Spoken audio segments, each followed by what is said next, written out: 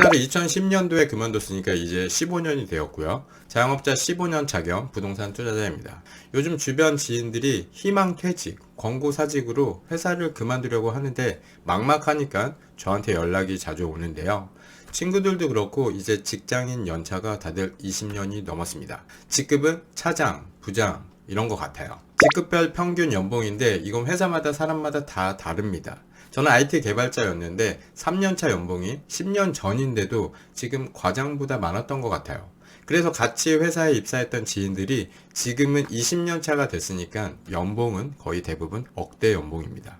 연봉을 많이 받는다고 꼭 좋은 것만은 아니에요. 그만큼 힘들게 일하니까 많이 받는 겁니다. 근데 요즘에 희망퇴직, 권고사직을 하고 있는데요.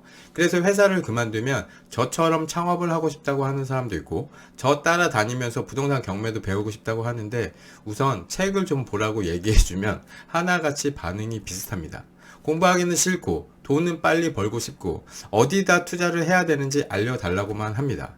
그래서 그냥 요즘은 부동산은 좀 어렵다고 그냥 둘러대고 있어요. 투자보다는 바로바로 결과물이 나오는 자영업에 관심이 더 많은데요. 요즘 자영업자들이 다 무너지고 있어서 무서워서 쉽게 시작하지 못합니다. 월 100만원 미만 소득 자영업자가 900만 명을 돌파했습니다. 2023년 연간 소득을 0으로 신고한 개인 사업자는 105만 5024명입니다. 영원초가 1200만원 미만, 그러니까 월 100만원 미만으로 소득을 신고한 개인 사업자가 900만 명을 돌파했어요. 그래도 전에는 가게 팔라고 연락도 많이 왔는데 요즘은 좀 뜸한 것 같습니다.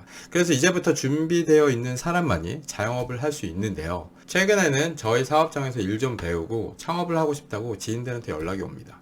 매달 따박따박 나오는 수익형 부동산에 관심도 많아요. 저를 보면서 부러워하기도 하고 이직을 해야 하냐, 그만두고 창업을 해야 하냐, 앞으로 어떻게 살아야 할지 저한테 조언을 구하는 사람들이 많습니다. 어차피 직장은 결국 나올 수밖에 없습니다. 내가 몸이 따라주지 않으니 일을 계속 지속할 수도 없고요.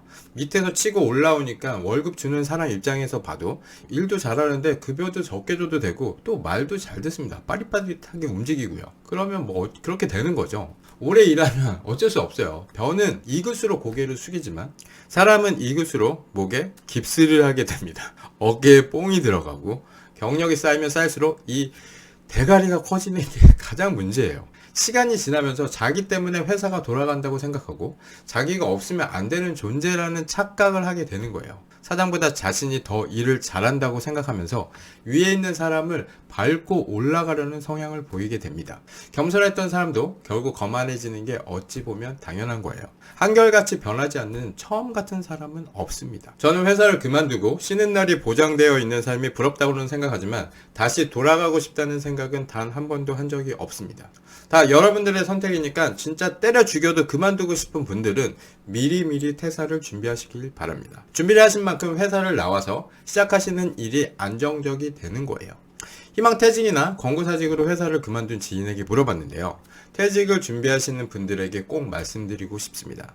30대 직장인들은 선배들의 미래를 보셔야 하고요. 40대 직장인들은 퇴직을 준비하고 계셔야 합니다. 회사를 그만두지 못하는 이유는 얘기하자면 수십 개가 되죠. 전에도 퇴직할 기회가 있었지만 생계를 책임져야 할 가족 때문에 하지 못했고 또 한 번 퇴직하고 싶었는데 투자했던 주식에 손실이 있어서 못했고 금리가 올라서 대출이자가 부담스러워서 못했고 계속 미루기만 합니다. 어느 정도 자금을 모으고 퇴직금까지 정산하면 뭐라도 해볼 수 있는 돈을 쥐게 되는데요. 목표 금액을 모아서 퇴직해야지 하고 계획을 세우지만 그 금액을 모으는 날은 쉽게 오지 않습니다.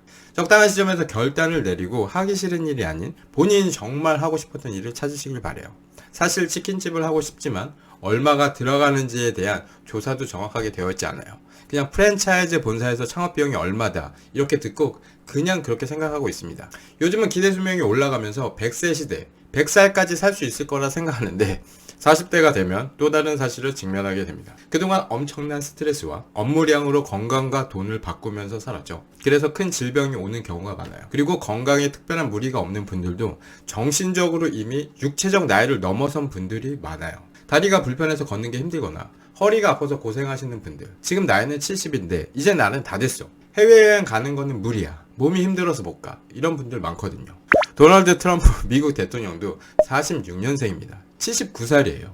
정신은 육체를 지배합니다. 체력보다 더 중요한 것은 정신적 체력, 바로 멘탈입니다.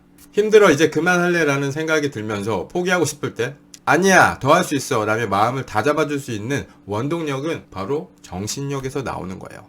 노후를 즐기면서 보내려면 몸도 건강해야 하지만 마음도 건강해야 합니다. 그래서 저는 미리미리 준비해서 빨리 은퇴하는 게 좋다고 생각해요. 퇴직자의 후회를 5가지로 정리해서 질문을 해봤습니다. 첫 번째, 회사를 그만두고 언제 가장 후회가 됐나요? 회사에서 희망퇴직 대상이 되었고 그만두면서 위로금을 더 받지 못한 것에 대한 후회가 있었다고 합니다. 그리고 연초에는 구정이 있어서 상여금이 들어오고 인센티브가 나오는데 회사를 다녔으면 짭짤하게 돈이 들어왔을 텐데 하는 후회가 된다고 해요. 근데 꼭 직장을 다녀서만 돈을 벌 수 있는 게 아닙니다. 돈 벌 방법은 정말 많아요. 절대로 모아놓은 돈하고 퇴직금을 합쳐서 자영업 창업을 하는 것은 절대 말리고 싶습니다. 소액으로 얼마든지 돈을 벌 방법이 있기 때문에 경험도 없는데 다른 사람 말만 듣고 지금까지 내 건강과 바꾸면서 힘들게 번 돈을 날리지 않기를 바라겠습니다. 안정적으로 소액으로 돈을 버는 방법은 정말 많은데요. 그건 이따가 말씀드릴게요. 두 번째, 시간이 많은데 할 일이 없다. 보통 많이 하는 얘기가 등산도 다니고 수영도 하고 도서관도 다니면서 책도 많이 읽는다고 하는데요. 직장 다닐 때부터 하던 것들이 많으면 많을수록 계속 지속하는 반면 정말 일에만 모든 시간을 갈아 넣었던 사람은 퇴직 후에는 갑자기 시간이 많아져서 그때부터 뭘 해야 할지 찾는 사람도 많다고 해요. 세 번째, 퇴직 후에 명함이 사라지면서 사회적 지위가 사라지는데 어떤가요? 좋은 직장을 다닌 사람일수록 뭔가 좀 우울해지는 것 같은 느낌이 있습니다. 회사에서 누렸던 지위라든지 이런 것들은 잠시 빌린 것이었기 때문에 자기 것이 아니었던 거죠. 근데 회사에서 주인의식을 갖는 분들이 있습니다. 이런 분들이 잘리면 드는 생각이 뭐냐면 배신감을 아주 강하게 느끼게 되는 거예요. 이제 회사욕을 하게 되는 겁니다. 근데 이건 잘못된 생각이에요. 나이만 먹었지 자본주의를 제대로 이해하지 못하는 겁니다. 직장인들이 사실 피고용인이죠. 피고용인으로서 적절한 직업 윤리를 가지는 게 중요하지 주인이 아닌데 주인의식을 갖는 건 어떻게 보면 주제넘는 생각일 수도 있는 거예요. 물론 일할 때는 주인의식이 있는 사람과 없는 사람은 분명 다른 결과물을 내놓습니다. 근데 그만둘 때도 주인의식을 강하게 가지고 있다면 잘리는 거에 대한 배신감, 모멸감, 분노, 우울, 모든 안 좋은 감정을 다 느끼게 될 거예요. 연애를 하듯이 헤어질 때는 더 이상 미련을 두지 말고 쿨하게 사요나라 하는 겁니다. 계속 좋았던 일들을 생각하면 상대는 더 이상 날 좋아하지 않는데 나만 마음 정리를 못하면 어떻게 됩니까? 스토커가 되는 거예요. 나 싫다고 떠나는 사람 잡지 말고 그냥 보내주고 나도 뒤돌아보지 않고 이별하는 게 서로를 위해서 좋습니다. 회사 입장에서도 봐도 그래요. 회사를 나가서 고마움을 느끼는 사람이 좋지 퇴사를 하면서 욕을 하는 사람은 그동안 있었던 좋은 추억들을 한 방에 다 날려버리는 거죠. 여러분들이 회사는 그냥 머물다 가는 곳으로 인지를 하셨으면 좋겠습니다. 네 번째, 회사를 퇴직하고 직장 동료들이 차갑게 변했다고 하는데 맞나요? 직장 동료는 기본적으로 이해관계로 엮여있는 사람들입니다. 그 얘기는 이해관계가 소멸되면 인간관계도 소멸되는 거예요. 당연한 것을 당연하게 받아들이면 스트레스 받을 일이 절대 없습니다. 원래 인생은 고독한 거라고 제가 항상 말씀드리죠. 투자도 그렇고 원래 혼자서 고독하게 사는 겁니다. 항상 저는 살면서 느끼는 건데 사람은 혼자 잘 놀아야지 좋습니다. 모든 고통은 사실 인간관계로부터 비롯되는데요. 혼자서 고독하게 지낸다는 것은 이런 인간관계가 없다는 거예요. 즉 인간관계로부터 오는 고통이 제로라는 겁니다. 배우자로부터 엄청난 고통을 받으면서 살고 있다면 어떻게 하면 됩니까? 혼자가 되시면 되는 거예요. 그렇다고 쉽게 이혼하라고 하는 건 아닙니다. 어떤 사람은 회사 생활을 하면서 가족들을 위해서 희생했다고 얘기하는 사람들이 있는데 내가 번 돈으로 그동안 잘 먹고 잘 산 거 아니야? 그러면서 큰 소리 치는 분들이 있어요.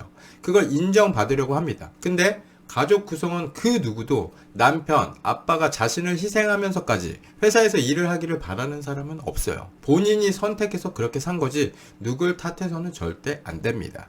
우리가 행복하려면 가장 많이 시간을 보내는 사람들, 가족들과 원만하게 생활을 해야 해요. 핵심은 인생의 동반자, 배우자와 잘 지내는 겁니다. 와이프를 포함한 자식들과 정서적 교감이 있으면 사실 돈이 없어도 또 그렇게 불행하지 않습니다. 돈이 많으면 불행하지 않을 가능성이 높지만 우리는 돈이 없죠. 그러니까 남편, 와이프한테 잘하시길 바랍니다. 이혼은 그냥 덜컹 하시면 절대 안 돼요. 인간관계에서 또 행복이라는 것을 얻을 수 있기 때문에 다 끊어버리는 것보다는 잘 지내는 것이 베스트입니다. 배우자 외에 어떤 인간관계를 구축하고 싶다고 생각하시는 분들은 독서 모임, 투자 모임, 자신이 좋아하는 분야의 모든 모임을 찾아가시길 바랍니다. 여기서 잠깐 저희 에이프릴 부동산 연구소 네이버 카페를 잠깐 말씀드리면 소수 인원이고 부동산 경매에 관심이 있는 분들끼리 소소하게 인간관계를 구축할 수 있는 공간입니다. 적극적으로 모임을 원하시는 분들이 많으면 정기적인 모임도 계획하고 있으니까 많은 참여 바랍니다. 다섯 번째, 퇴직하면 이제 들어오는 돈이 없는데 대출 등 금융 문제는 어떻게 하고 있나요? 퇴직하기 전에 미리미리 대출 연장을 해두고 퇴직하기 전에 소득이 있을 때 미리미리 신규 대출을 받아야 합니다. 퇴직 후에는 자산 배분을 잘해서 포트폴리오 관리에 신경을 써야 합니다.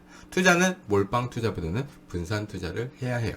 특히 지금까지 모은 돈하고 퇴직금을 합쳐서 한 방에 창업 비용을 집어넣는다든지 부동산에 전부 집어넣는다든지 하는 건 정말 조심하셔야 합니다. 아파트를 제외한 신축 분양 상가, 신축 빌라, 신축 오피스텔, 신축이 들어가 있는 그런 부동산은 거품이 껴있기 때문에 절대 사시면 안 됩니다. 저는 친구나 지인들에게 제가 유튜브를 하고 있다고 절대 말하지 않는데 우연히 제 영상을 보고 연락이 옵니다. 요즘 유튜브 해볼까? 블로그 해볼까? 저한테 물어보는 지인들이 많이 있는데요. 저는 블로그도 오래 하고 있어요. 부동산 블로그에서는 만 단위 조회수를 내본 적이 없는데요. 일본어 블로그에서는 이게 나옵니다. 유튜브는 어떤가요? 오락실 앞에 있는 펀치 치는 영상. 실제로 저희 사업장 근처에 오락실을 운영하는 사장님한테 들었는데 이 펀치가 가장 가성비가 좋고 매출이 가장 많이 나오는 기계라고 합니다. 매달려 있는 거 말고 예전에는 남자들이면 다 알죠? 이렇게 올라오는 거. 그거 잘못 쳐서 손목 다친 경험들은 한 번씩 다 있으실 거예요. 이 6초 분량의 짧은 영상이 조회수가 1억회가 나왔습니다. 3번으로 애드센스 수익을 결제 받았는데요. 총 4,687달러. 오늘 기준 달러 환율 1,458원으로 계산했을 때 683만원입니다. 보통 직장인 2달치 급여예요. 굉장하지 않습니까? 제 영상 중에 조회수가 가장 많이 나온 영상인데요. 조회수가 68만이 나왔습니다. 이 영상 하나로 구독자가 12,000명이 늘었고 이 영상 하나가 벌어준 돈은 1,000달러. 하나로 145만원입니다. 이건 제 일본어 채널인데요. 구독자가 2,900명인데 조회수가 78,000회가 나옵니다. 부동산과 일본어 수요 자체가 다른 거죠. 부동산 컨텐츠는 정책의 변화, 상승과 하락의 사이클에 따라서 사람들의 관심도가 극명하게 바뀝니다. 하지만 일본어 영상은 한번 만들어 놓으면 10년 뒤, 20년 뒤 유튜브가 망하기 전까지 계속 조회수가 올라갑니다.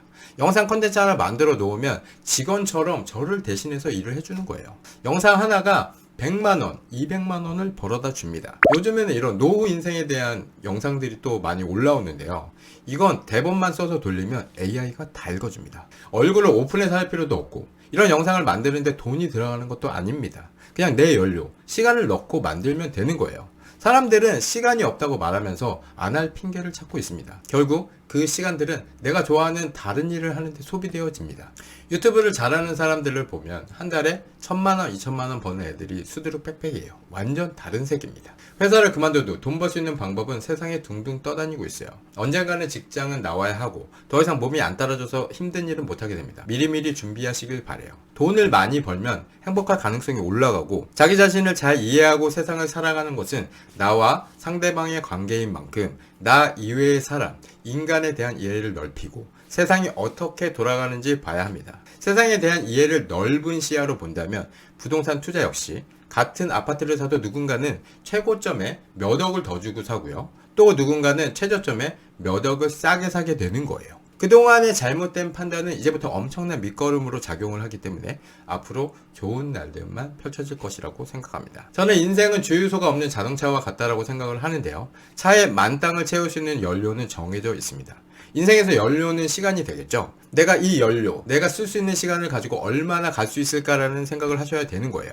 내 하루 24시간에 대한 연료의 연비는 얼마나 높은가를 생각하셔야 합니다. 어제는 내가 연비가 높게 살았는가도 뒤돌아봐야 해요. 연비가 높다면 같은 비용으로 더 먼 거리를 간 거죠. 같은 시간으로 더 많이 벌 수 있는 겁니다. 하루 종일 넷플릭스를 보면서 시간을 보내고 핸드폰이 손에서 떨어지지 않게 시간을 소비했다면 내 연비는 제로였던 거예요. 나는 내비게이션으로 목표를 설정했는가? 어느 정도 속도로 몇 시간 뒤에 도착을 할 수 있는가에 대해서도 조용한 곳에 가서 자신과의 대화를 반드시 나누시길 바랍니다. 빨리 목적지에 도착하려고 쉬지 않고 달리는 게 가장 빨리 도착할 수 있는 방법인데요. 요즘 그렇게 빡세게 일하는 사람들이 있습니까? 워라밸, 주 4일 근무. 네, 다 좋습니다. 돈 쓰면서 행복할 수 있으니까요. 하지만 부자는 소수입니다. 부자는 다수와 다르기 때문에 부자가 된 거예요. 남들 주 4일만 일하면서 여행 다니고 맛있는 것 먹으러 다니고 쉬면서 쉬엄쉬엄 갈 때 우리는 월화수목 금금금으로 열심히 일만 하면서 가야 하는 거예요. 다른 사람들이 고속도로를 어떻게 달리고 있습니까? 휴게소마다 다 들리면서 쉬면서 가고 있죠. 심지어는 갓길에서 위험하게 자는 사람도 있어요. 요즘 휴게소는 맛있는 게 많습니다. 맛있는 것 좀 먹고 가자. 뭐가 그렇게 급해? 그리고 고장이 나 있는 애들도 있어요. 나사가 풀려서 맨날 헤벨레 술을 마시면서 삽니다. 술을 안 마시면 잠이 안 와요. 그런 애들만 내 주위에 있으면서 나를 계속 빨리 못 가게 잡는 거예요. 그러면 어떻게 됩니까? 내 연비도 당연히 낮아지게 되는 거예요. 인생 뭐 있어? 좀 쉬엄쉬엄 가. 괜히 무리해서 쉬지 않고 가다가 사고 나는 거야. 나도 자연스럽게 같은 색이 되어버립니다. 금묵자흑입니다. 먹을 가깝게 하면 검게 물들다는 뜻이죠. 쉬는 건 우선 도착지에 도착을 하고 그 다음에 휴식을 취하시길 바랍니다. 돈은 우선 목표치를 모으고 나서 그 다음에 돈을 쓰는 인생을 살아야 하는 거예요. 쓰면서는 절대 모을 수 없는 겁니다. 남들이 휴게소에 들리든 말든 갓길에 서 있든 말든 달려야 하는 시점에서 미친 듯이 달려가다 보면 어느 순간 나도 부자가 되어 있을 거예요. 네, 오늘 영상은 여기까지 하겠습니다. 긴 영상 봐주셔서 감사드립니다. 이상 체험별님이었습니다.